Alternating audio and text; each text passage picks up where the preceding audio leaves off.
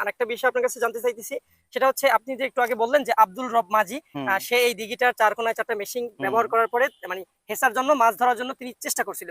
তিনি কি পারছিল এই? না, তিনি পারে নাই, তিনি দিঘি আসতে পারে নাই। ওই যখনই ওনায় মেশিন লাগাইছে সে হইতে 3 মাস ওইভাবে অনার্গল মেশিন চলতে রয়েছে, কিন্তু দিঘি জল আপনার 20% মাত্র উনি মেশিন থেকে টানাইতে পারছে। 20% টানার পর শুধু দিঘিতে ওইভাবেই পানি সাইডে দিয়ে ফাটল ধরছিল।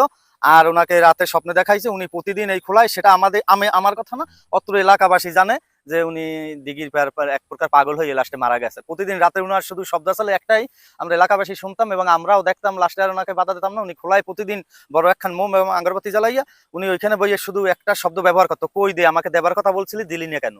এখন উনি কার সাথে বলতো, কেন বলতো, আমরা যদি প্রশ্ন করতাম উনি কোনো কথা বলতো না, বলতো তোমাদের খোলায় আমরা পূজা দিই, কোনো সমস্যা আছে?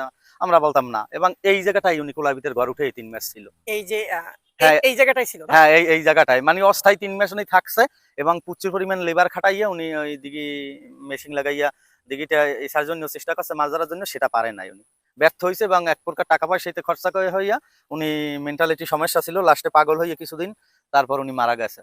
বুঝতে পারছি। আচ্ছা দাদা, এইখানে এই যে দেখতেছি যে এখানে মানে মোটামুটি ভালোই পরিমাণে পানি আছে। এটা কি এইটার উপরে কি কেউ উঠে মানে উঠে দেখছে কখনো? হ্যাঁ, এইটার উঠে ভিতরে দেখছে, জায়গায় জায়গায় উঠে হাঁটা যায়, কারণ এখানে